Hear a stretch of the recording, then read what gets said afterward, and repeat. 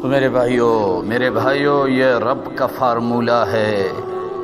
میرے اور آپ کا نہیں، اور ہوگا وہی جو میرے رب کو منظور ہوگا۔ رب کی منظوری کے بغیر ہماری چاہت کی وجہ سے کچھ نہیں ہو سکتا۔ ہماری ہمدردیاں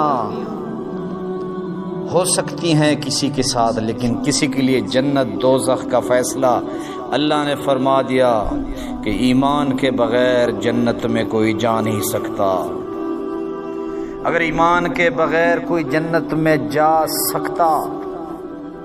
تو رسول اللہ صلی اللہ علیہ وسلم کے محسن، کفار سے بچانے والے، پرورش کرنے والے، اور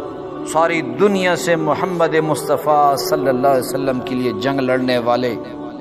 رسول اللہ صلی اللہ علیہ وسلم کے چچا ابو طالب جنت میں چلے جاتے۔ اس لیے تو رسول اللہ صلی اللہ علیہ وسلم وفات کے وقت ان کے ساتھ بیٹھ گئے کہ چچا ایک مرتبہ کلمہ پڑھ لو، پھر دیکھنا دنیا میں تمہاری کیسی سفارش کرتا ہوں، تاکہ مجھے بھی سفارش کی اجازت مل جائے۔ کلمہ پڑھے بغیر میں بھی اللہ کی بارگاہ میں آپ کے لیے سفارش نہیں کر سکتا۔ جنت میں داخلے کے لیے ایمان شرط ہے،